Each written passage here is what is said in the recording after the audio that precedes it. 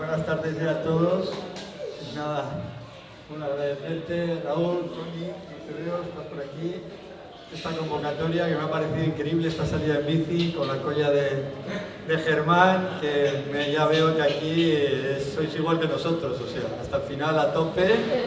Encima la lluvia ha surgido cuando ha tenido que surgir, porque si ya empezara a llover antes no salís ni la mitad. O sea, que ya ha acabado como tenía que acabar, o sea, que ha sido realmente fantástico, ¿no?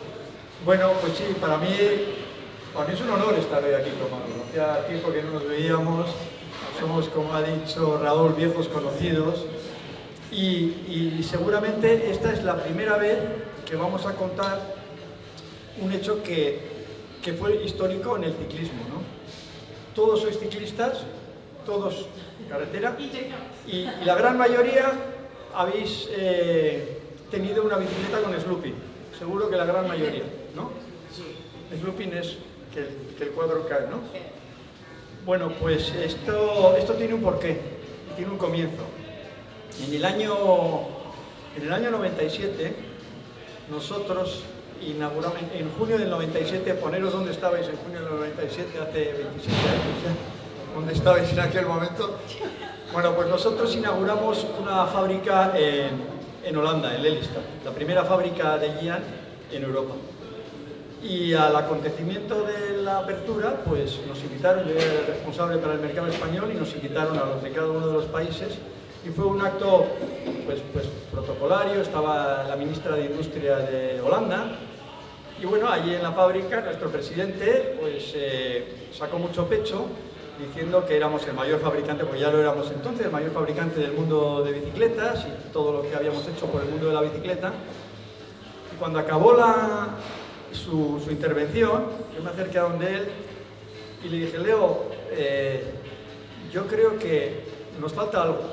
Mira y me dice, ¿pero qué nos falta? Digo, como tú me vienes dicho, somos el mayor fabricante del mundo de bicicletas, pero no somos la mayor marca del mundo de bicicletas.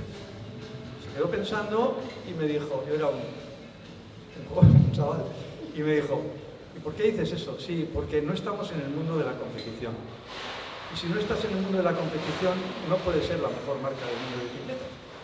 Entonces, se quedó así pensando y me dijo, ¿y qué crees que hay que hacer? Digo, creo que tenemos que patrocinar al mejor equipo del mundo. Y me dijo, ¿y cuál es ese equipo? Y le dije, ese equipo es la ONCE. Poneros en contexto en los años 90, lo que era la ONCE, lo que era este señor que tengo aquí al lado mío, el señor Saiz. Era una eminencia, era como hablar ahora de Ancelotti o del Pep o de esta gente. Era algo increíble. La ONCE, lo que era la ONCE, pues era como hablar del Barcelona, el Real Madrid o el Manchester City.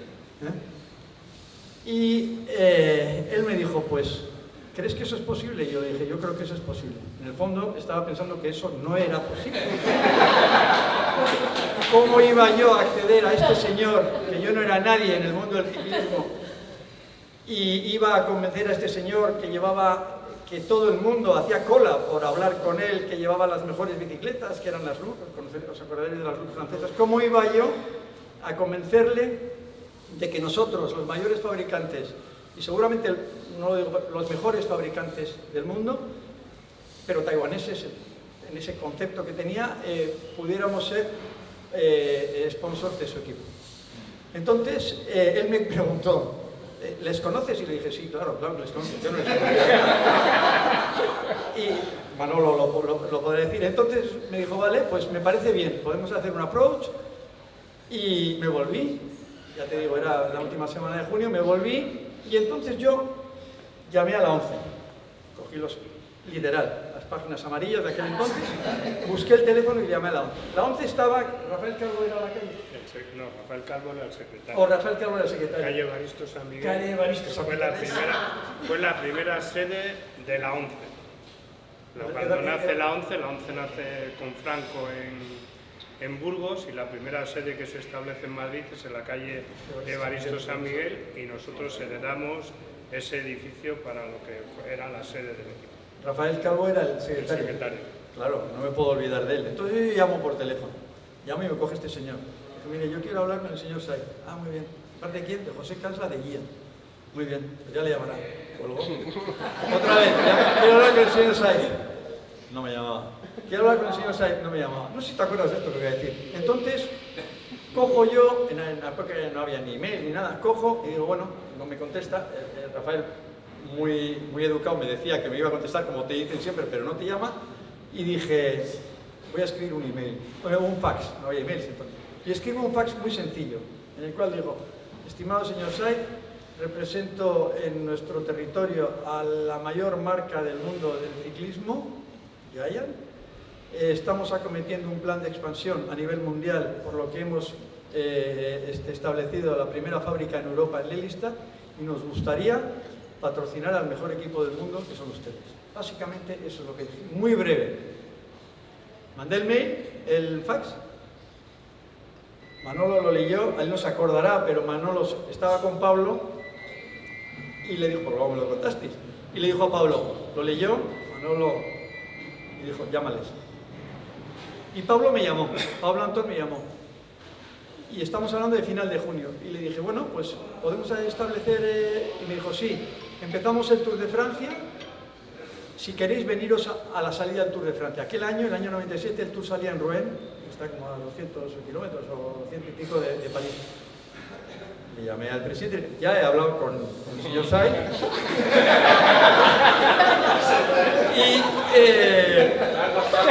Sí, y hemos quedado en Rouen.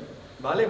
Fenomenal, muy bien, muy bien. Él venía de Holanda, yo cogí un avión a París, alquilé un coche y quedamos en un Ibis o un hotel de estos en los que... Los malos hoteles que sí, no daban. sí, efectivamente. Quedamos allí, me dejaron a la 1 de la tarde, y entonces, pues si el tour empieza un sábado, pues el jueves, que suele estar siempre los jueves, quedamos allí y yo llego, no había móviles ni nada, llego yo allí y este hombre no llegaba. No llegaba, habíamos quedado con ellos, por ejemplo, a las 3 de la tarde, no llegaba, yo no voy a entrar, ¿cómo voy a entrar yo si yo no voy con él, que era el presidente, que era el que tenía que hacer el acuerdo? Al final apareció que había tenido una complicación, pasar Holanda era muy complicado, llegó, nos sentamos con ellos, 20 minutos de conversación, no fue más, Pablo, Manolo, Jan Derksen y yo, y dijeron, adelante, nos parece bien, tal. Esto hoy en día es imposible. Lo que nos ocurría a nosotros hoy en día es imposible. Vendrían los abogados, empezarían a hacer las diligence, se complicaría todo. Pero era así, entonces se hacían los negocios así. 20 minutos o media hora hablamos, nos dijeron que Manolo, más listo que el hambre, ya se había informado de quiénes éramos nosotros y vio que ahí había algo, que ahí había dinero también, porque fuimos los primeros que pusimos dinero en el mercado. Pero no era solo dinero, vio que había posibilidades de evolucionar con el producto, que es de lo que él es un apasionado. Una vez que le conoces, lo sabes, ¿no? Y entonces llegamos a un acuerdo, empieza el Tour de Francia. ¿Cuándo nos reunimos? Ellos se lían ahí en el Tour y tal. ¿Cuándo nos reunimos? Nos reunimos en Burgos, que era la Vuelta a Burgos, a mediados de agosto, antes de la Vuelta a España. Dice, veniros aquí, hay que decidir qué bicicletas vamos a llevar.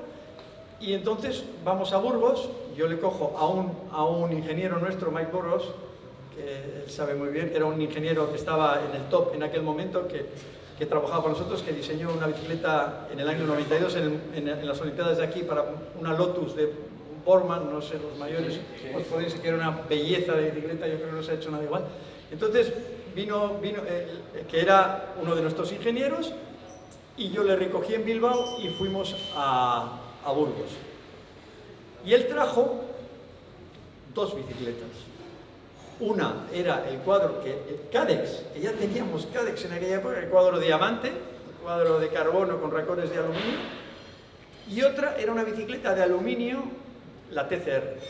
Era una bicicleta compact, todavía más compact que lo que hay ahora. Me dijo, mira José, yo traigo estos 2, yo he diseñado esta, la TCR, es un diseño hecho por mí. Nosotros ya llevábamos 2 años comercializándola, pero no vendíamos ni una. Era una cosa tan vanguardista que nadie realmente lo aceptaba. Ya sabéis que el mercado de la bicicleta de carretera es muy tradicional, sigue siendo, ha cambiado, pero sigue siendo tradicional frente a lo que es el mountain bike. Y bueno, le llevamos las 2 bicicletas, llegamos allí a Burgos, recuerdo perfectamente, Manolo no, aquí no tienes que venir, esto, porque claro, ellos tenían otro patrocinador en aquel momento, nos organizó una sala abajo, bajamos a la sala, bajamos las 2 bicicletas, llegamos, nos reunimos, Manolo ve las 2 bicicletas, bueno, dice, ¿y esto? Pues esto es una bicicleta, ¿no? Y dice, no se acuerda, con todos mis respetos, pero esto parece una bicicleta de circo, de payaso. Era pequeñita, era todavía más compactas que las de ahora. Y dice, pero yo tengo todo el respeto hacia vosotros. Sois los mayores fabricantes del mundo y tengo todo el respeto, y sobre todo hacia este señor. Entonces Mike Burrows le dijo, mira, es una bicicleta ligera, es una bicicleta rígida y es una bicicleta aerodinámica. Que son los 3 conceptos que nosotros hemos trabajado para hacer esto. Y Manolo pensativo, y es a lo que yo voy, fue un momento histórico, Manolo pensativo no dijo no, porque era un riesgo, dijo, la voy a probar, mandarme 2 bicicletas, ¿para qué corredores eran? Para Roberto Sierra, yo creo que fue para David Echevarría, no estoy seguro. Para 2 corredores que no corrían la vuelta y se las mandamos a casa. Las mandamos, él se lió con la vuelta, él estaba a lo suyo, y cuando estaba acabando la vuelta me llamó y me dijo, José, creo que esta bicicleta funciona. Y le dije, pero bueno, es que para nosotros fíjate lo que era. Tomó un riesgo terrible en lanzar eso, porque es lo que era Manolo, era un hombre que siempre arriesgaba. Y por eso conseguía lo que conseguía, porque si no arriesgas en la vida no consigues nada. Tomó un riesgo terrible y decidió convencer a todo el mundo, no solo a su equipo, a todo el mundo del ciclismo, que esa bicicleta fabricada por el mayor fabricante del mundo, que no todavía la mejor marca del mundo, era la mejor.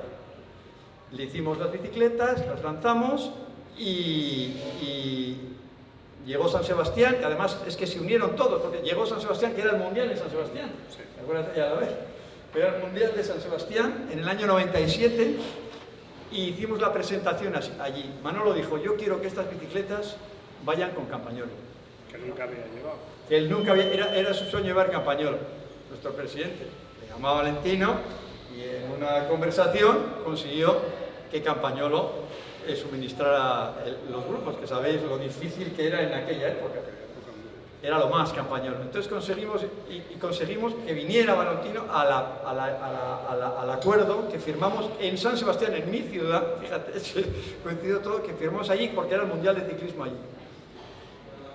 Hicimos eso, pero todavía tuvimos la pelea con la UCI, ¿te acuerdas? Con el señor Verbruggen, con el cual Manolo tenía una buena relación, pero estaba todo el día voy a decir a leche limpia por no decirlo como debe ser, pero tenía una gran relación porque es lo que era él, un peleón, siempre tratar de conseguir. Si estamos en 7 hay que ir a 8, si estamos en 8 hay que ir a 9 y si hemos llegado a 10 vamos a ir a 11. Ese es Manolo Saiz. Total, que conseguimos también por parte nuestra, acuérdate que Deresen también tuvo que hacer esto, que la UCI aprobara aquellas bicicletas y hoy en día pues es lo que habéis visto, cambió, la sacamos, ¿te acuerdas? De Alaber, las primeras etapas en Mallorca, todo, ¿pero qué es esto? Pero era la Orange Alaber, no era cualquiera. Es que si empiezas por abajo con eso, no consigues. Los corredores se convencieron de que realmente era el mejor producto y a partir de ahí todas las demás marcas empezaron a copiarnos o a desarrollar lo que era aquello y en fin, lo que habéis visto. Así se escribe la historia del ciclismo en los últimos 25 años. ¿La pelea por qué fue? ¿De aprobarla por peso? Porque el reglamento marcaba que el tubo horizontal tenía que ser recto. Entonces logramos que cambiase la normativa y hubo unas medidas. O sea, no nos podíamos pasar, creo que era de 16 centímetros de inclinación. Por eso las que probamos eran algo más compactas porque tenían un poco más de inclinación.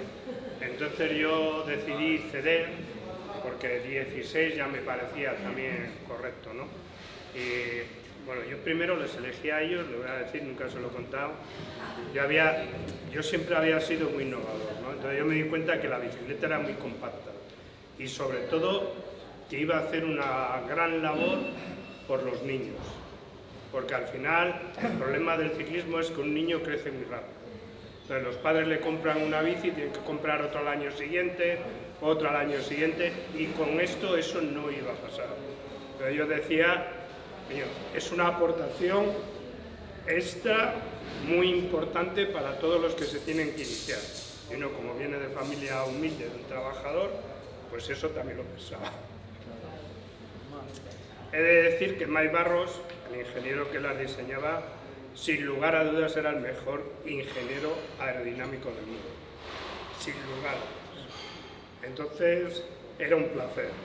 Y luego una tercera cosa que fue cuando yo empecé en el mundo del ciclismo, fui a dar un curso internacional a Brasil.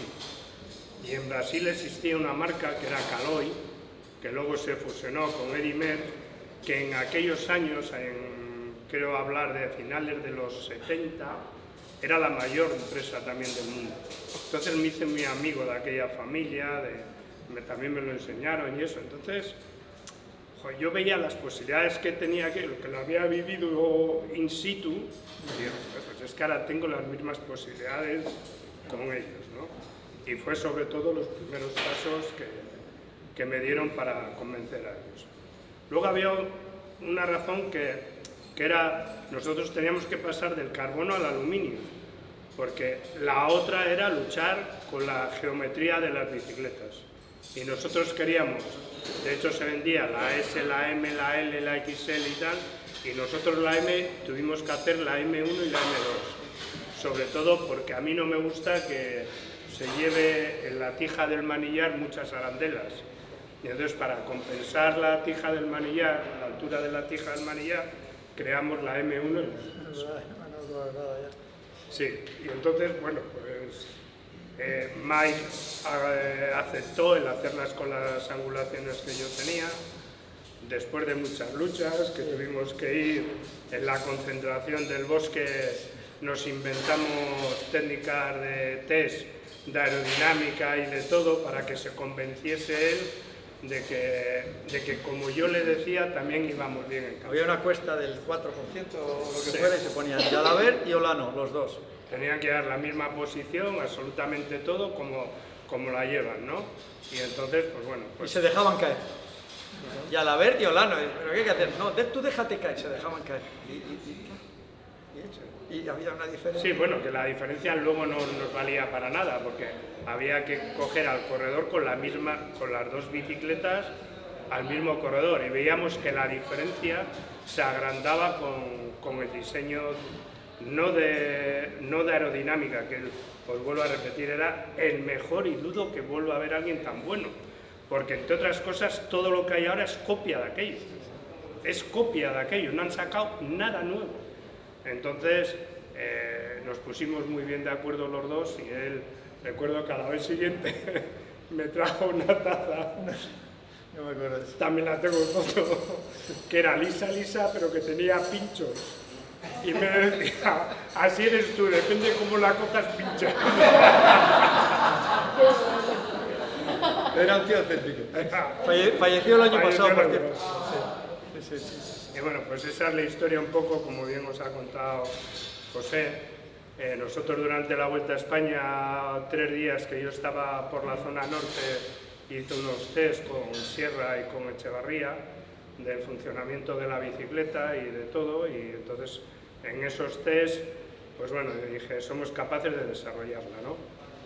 Y luego la otra gran, digamos, hito en aquellos años fue que se creó el primer departamento, que se llamó Departamento de Fórmula 1, que era, solo trabajaban todo el año para nosotros un ingeniero y 3 ayudantes para hacer cosas nuevas, para desarrollar cosas nuevas. Pensar que en aquella época, a finales de los 90, ni Trek, ni Specialized, ni Cannondale fue el siguiente, no estaban en el mundo de la comunidad, eran todo marcas nicho, claro, italianos, belgas, tal. Éramos el único equipo del mundo que llevaba bicicletas diferentes de las que se vendían, sí, porque las geometrías nuestras no se pusieron nunca a la venta, eran solo y exclusivas para el equipo, ¿no?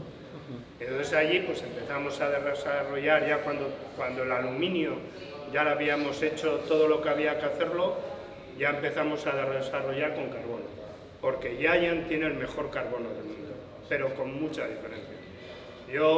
Él está adelante, para mí, y a lo mejor son las dos marcas que yo he llevado, pero tengo claro que Giant y Look son los dos grandes cuadros que existen en el mundo. Todos los demás son copias que ni siquiera ellos fabrican, porque posiblemente antes, cuando yo fui a la fábrica de Taiwán, se fabricaba Specialized, los hacía Giant, los cuadros de Specialized, y así, ¿no? Entonces, claro, tú vas y dices, todas esas cosas son muy sencillas, pero yo siempre decía, si ellos fabrican su propio carbono, claro, nosotros llevamos el carbono bueno, ellos llevan la sobra. Entonces, pues claro, entonces para nosotros todo aquello fue muy importante y fue una gran evolución, ¿no? Y bueno, pues si queréis saber un poco, pues con las bicicletas os voy explicando algunos detalles que de la evolución. ¿Cuál quieres? Bueno, yo creo que